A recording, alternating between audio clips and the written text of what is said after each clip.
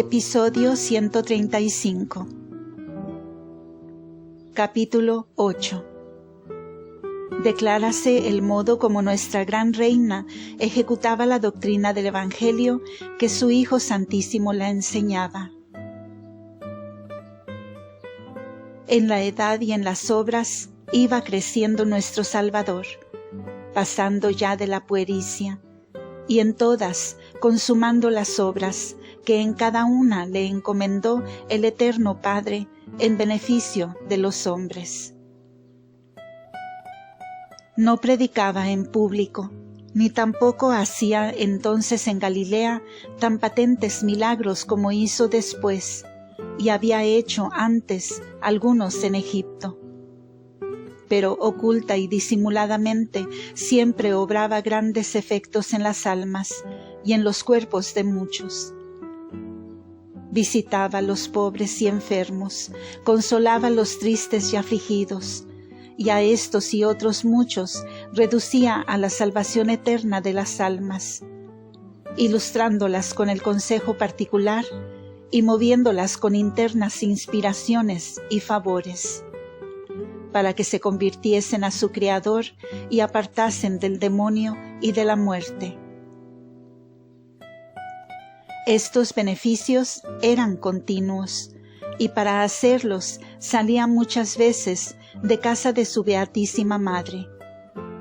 Y aunque los hombres conocían que con las palabras y presencia de Jesús eran movidos y renovados, pero como en el misterio estaban ignorantes, enmudecían no sabiendo a quién atribuirlo más que al mismo Dios. La gran Señora del mundo conocía en el espejo del alma santísima de su Hijo y por otros medios todas estas maravillas que hacía, y en estando juntos le adoraba y daba gracias por ellas, postrada siempre a sus pies.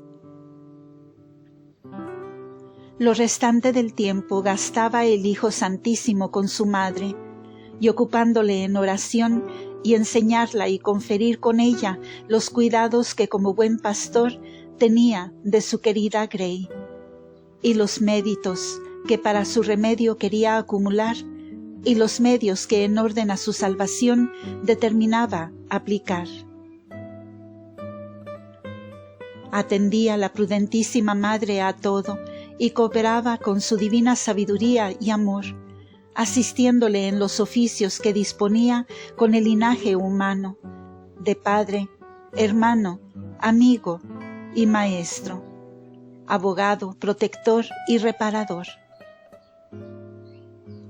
Y estas conferencias tenían o por palabras o por las mismas operaciones interiores, con que hijo y madre también se hablaban y entendían.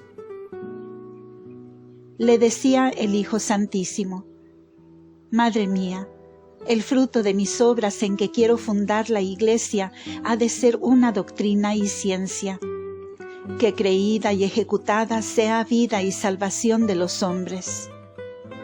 Una ley santa y eficaz, poderosa para extinguir el moral veneno que Lucifer derramó en los corazones humanos por la primera culpa. Quiero que por medio de mis preceptos y consejos se espiritualicen y levanten a la participación y semejanza de mí mismo, y sean depósitos de mis tesoros, viviendo en carne, y después lleguen a la participación de mi eterna gloria. Quiero dar al mundo, renovada, mejorada y con nueva luz y eficacia, la ley que di a San Moisés, para que comprenda preceptos y consejos. Todos estos intentos del Maestro de la vida conocía a su Divina Madre con profundísima ciencia y con igual amor los admitía, reverenciaba y agradecía, en nombre de todo el linaje humano. Y como el Señor le iba manifestando singularmente todos y cada uno de estos grandes sacramentos, iba conociendo su Alteza la eficacia que daría a todos y a la ley y doctrina del Evangelio, y los efectos que en las mismas almas haría si la guardasen y el premio que les correspondería. Y de antemano obró en todo como si lo ejecutara por cada una de las criaturas. Conoció expresamente todos los 4 evangelios, con las palabras formales y misterios que los evangelistas los habían de escribir, y en sí misma entendió la doctrina de todos, porque su ciencia excedía a la de los mismos escritores, y pudiera ser maestra en declarárselos, sin atender a sus palabras. Conoció asimismo que aquella ciencia era como copiada de la fe de Cristo, y que con ella eran como trasladados y copiados los evangelios que se habían de escribir y quedaban en depósito en su alma, como las tablas de la ley en el arca del testamento, para que sirviesen de originales, legítimos y verdaderos a todos los santos y justos de la ley de gracia, porque todos habían de copiar la santidad y virtudes de la que estaba en el archivo de la gracia, María Santísima. Dióle también a conocer su divino Maestro la obligación en que la ponía de obrar y ejecutar con suma perfección toda esta doctrina, para los altísimos fines que tenía en este raro beneficio y favor. Y si aquí hubiéramos de contar cuán adecuada y cabalmente lo cumplió nuestra gran Reina y Señora, fuera necesario repetir en este capítulo toda su vida, pues fue toda una suma del Evangelio, copiada de su mismo Hijo y Maestro. Véase lo que esta doctrina ha obrado en los apóstoles, mártires, confesores y vírgenes, en los demás santos y justos que han sido y serán hasta el fin del mundo.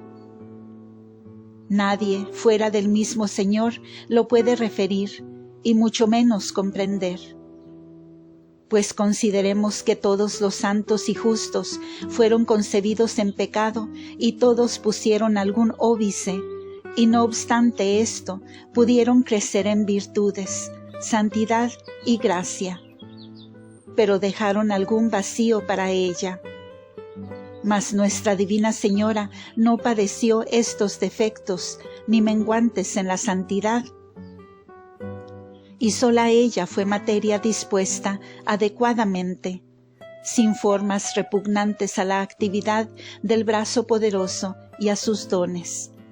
Fue la que sin embarazo ni resistencia recibió el torrente impetuoso de la divinidad, comunicada por su mismo Hijo y Dios verdadero. Y de aquí entenderemos que sólo en la visión clara del Señor y en aquella felicidad eterna llegaremos a conocer lo que fuere conveniente de la santidad y excelencia de esta maravilla de su omnipotencia.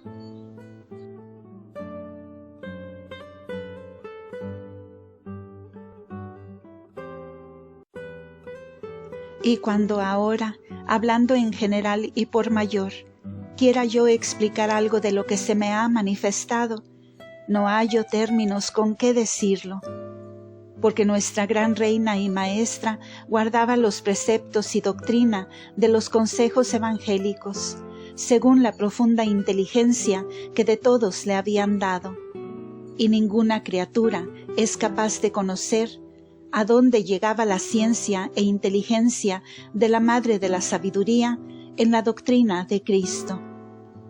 Y lo que se entiende excede a los términos y palabras que todos alcanzamos. Pongamos ejemplo en la doctrina de aquel primer sermón que hizo el Maestro de la vida a sus discípulos en el monte, como lo refiere San Mateo en el capítulo 5. Donde se comprendió la suma de la perfección evangélica en que fundaba su Iglesia, declarando por bienaventurados a todos los que le siguiesen. Bienaventurados, dijo nuestro Señor y Maestro, los pobres de espíritu, porque de ellos es el reino de los cielos. Este fue el primero y sólido fundamento de toda la ley evangélica. Y aunque los apóstoles, y con ellos nuestro Padre San Francisco, la entendieron altamente, pero sola María Santísima fue la que llegó a penetrar y pasar la grandeza de la pobreza de espíritu, y como la entendió, la ejecutó hasta lo último en potencia. No entró en su corazón imagen de riquezas temporales, ni conoció esta inclinación, sino que amando las cosas como hechuras del Señor, las aborrecía en cuanto eran tropiezo y embarazo del amor divino. Y usó de ellas parcísimamente, y sólo en cuanto la movían o ayudaban a glorificar al Criador.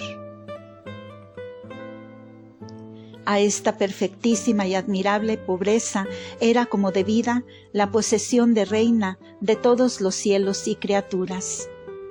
Todo esto es verdad, pero todo es poco para lo que entendió, apreció y obró Nuestra Gran Señora, el tesoro de la pobreza de espíritu, que es la primera bienaventuranza. La segunda: bienaventurados los mansos, porque ellos poseerán la tierra. En esta doctrina y en su ejecución excedió María Santísima con su mansedumbre dulcísima, no sólo a todos los mortales, como San Moisés en su tiempo, a todos los que entonces eran, pero a los mismos ángeles y serafines, porque esta candidísima paloma en carne mortal estuvo más libre en su interior y potencias de turbarse y airarse por ellas, que los espíritus que no tienen sensibilidad como nosotros. Y en este grado inexplicable fue señora de sus potencias y operaciones del cuerpo terreno, y también de los corazones de todos los que la trataban, y poseía la tierra de todas maneras, sujetándose a su obediencia apacible. La tercera: bienaventurados los que lloran, porque serán consolados. Entendió María Santísima la excelencia de las lágrimas y su valor, y también la estulticia y peligro de la risa y alegría mundana, más de lo que ninguna lengua puede explicar. Pues cuando todos los hijos de Adán, concebidos en pecado original y después manchados con los actuales, se entregan a la risa y deleites, esta Divina Madre, sin tener culpa alguna ni haberla entendido, conoció que la vida mortal era para llorar la ausencia del sumo bien, y los pecados que contra él fueron y son cometidos.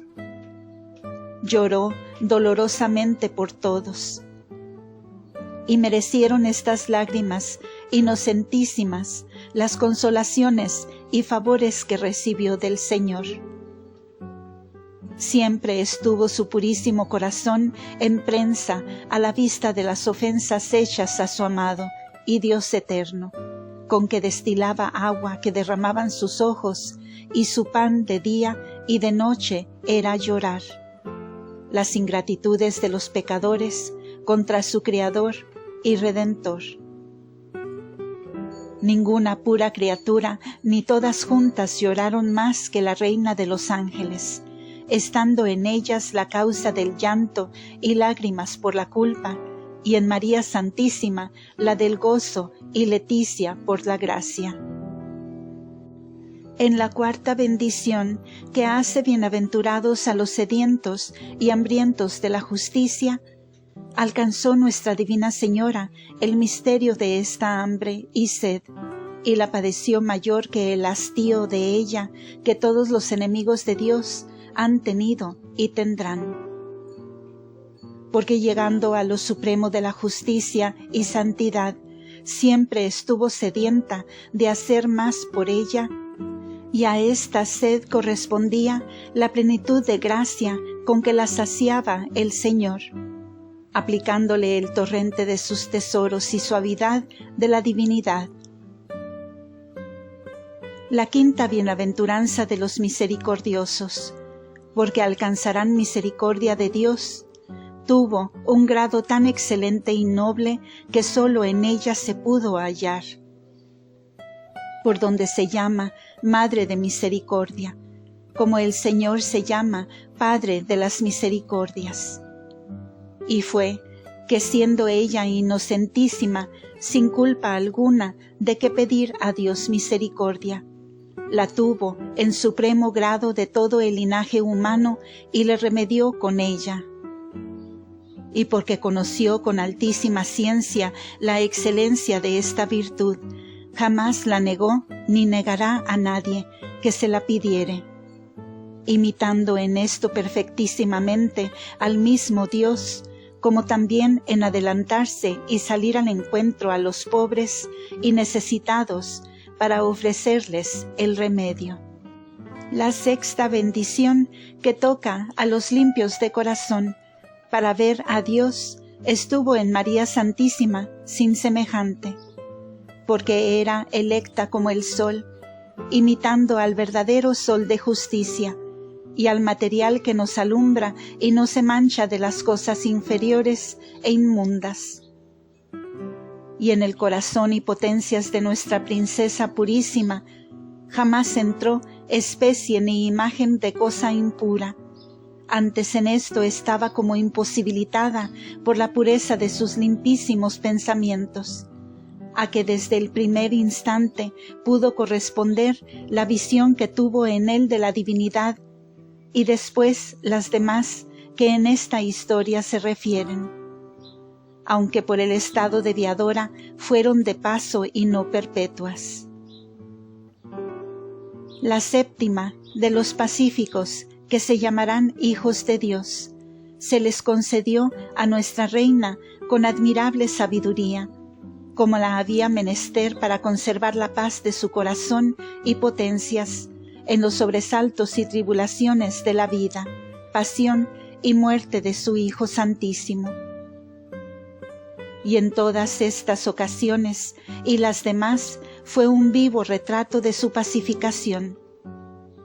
Nunca se turbó desordenadamente y supo admitir las mayores penas con la suprema paz, quedando en todo perfecta hija del Padre Celestial.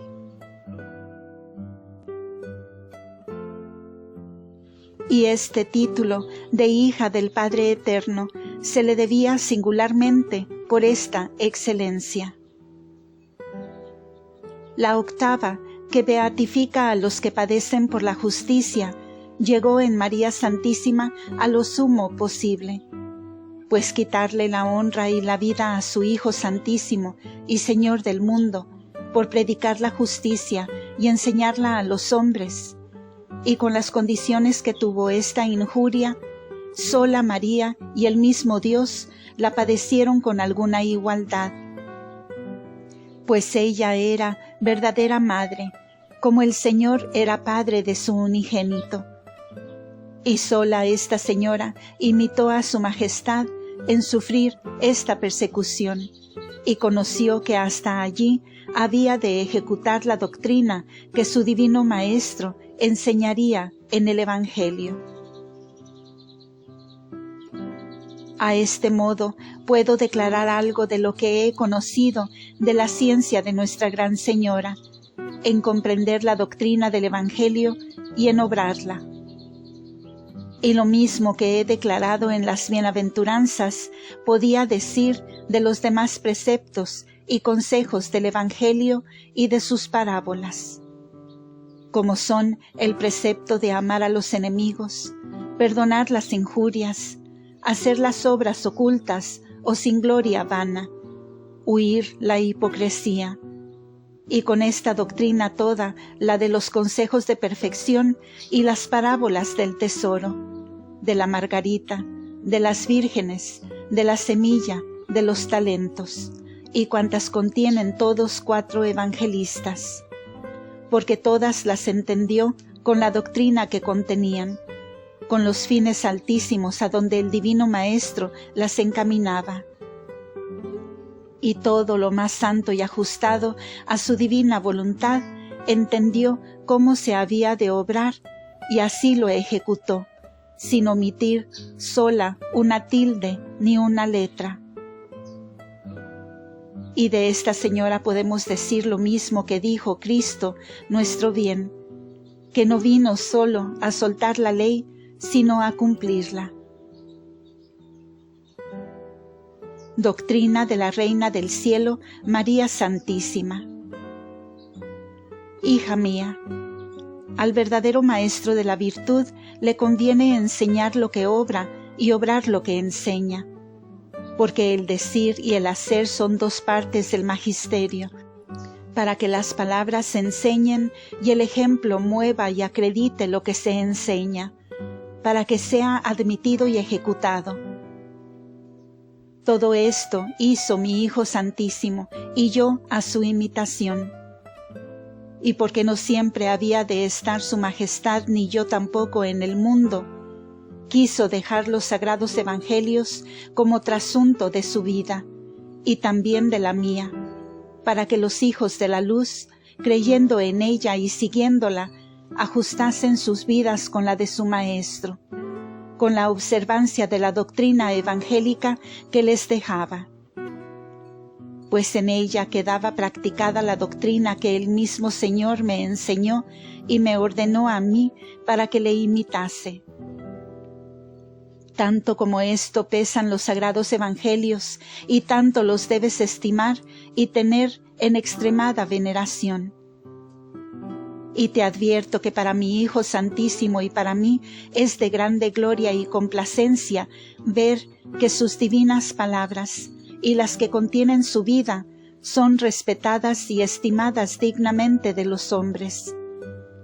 Y por el contrario reputa el Señor por grande injuria que sean los evangelios y su doctrina olvidada de los hijos de la Iglesia, porque hay tantos en ella que no entienden, atienden ni agradecen este beneficio, ni hacen de él más memoria que si fueran paganos o no tuvieran la luz de la fe. Tu deuda es tan grande en esta parte, porque te ha dado ciencia de la veneración y aprecio que yo hice de la doctrina evangélica, y de lo que trabajé en ponerla por obra. Y si en esto no has podido conocer todo lo que yo obraba y entendía, que no es posible a tu capacidad, por lo menos con ninguna nación he mostrado mi dignación más que contigo en este beneficio. Atiende pues con gran desvelo cómo has de corresponder a él, y no malograr el amor que has concebido con las divinas escrituras, y más con los evangelios y su altísima doctrina. Ella ha de ser tu lucerna, encendida en tu corazón, y mi vida tu ejemplar y dechado, que sirva para formar la tuya. Pondera cuánto vale y te importa hacerlo con toda diligencia, y el gusto que recibirá mi Hijo y mi Señor, y que de nuevo me daré yo por obligada, para hacer contigo el oficio de madre y maestra. Teme el peligro de no atender a los llamamientos divinos, que por este olvido se pierden innumerables almas. Y siendo tan frecuentes y admirables los que tienes de la liberal misericordia del Todopoderoso, y no correspondiendo a ellos, sería tu grosería reprensible y aborrecible al Señor, a mí y a sus santos. Capítulo 9. Se declara cómo conoció María Santísima los artículos de fe que había de creer la Santa Iglesia y lo que hizo con este favor. El fundamento inmutable de nuestra justificación y raíz de toda la santidad es la fe de las verdades que reveló Dios a su Santa Iglesia, y así la fundó sobre esta firmeza, como arquitecto prudentísimo que edifica su casa sobre la piedra firme, para que los ímpetus furiosos de las avenidas y diluvios no la puedan mover. Esta es la estabilidad invencible de la Iglesia evangélica, que es una sola, católica, romana. Una en la unidad de la fe, de la esperanza y caridad, que en ella se fundan. Una sin división ni contradicción, como las hay en todas las sinagogas de Satanás, que son todas las falsas sectas, errores y herejías, tan tenebrosas y oscuras que no solo se encuentran unas con otras, y todas con la razón, pero cada una se encuentra consigo misma en sus errores, afirmando y creyendo cosas repugnantes y contrarias entre sí, y que las unas derriban a las otras y prevalecen. Y contra todas queda siempre invicta nuestra santa fe, sin que las puertas del infierno prevalezcan ni una tilde contra ella, aunque más ha pretendido y pretende embestirla para ventilarla y zarandearla como trigo, como a su vicario Pedro, y en él a todos sus sucesores. Así se lo dijo el Maestro de la vida. Para que nuestra Divina Señora recibiera adecuada noticia de toda la doctrina evangélica y de la ley de gracia, era necesario que en el océano de estas maravillas y gracias entrara la noticia de todas las verdades católicas que en el tiempo del Evangelio habían de ser creídas de los fieles, y en particular de los artículos, a donde como a sus principios y orígenes se reducen.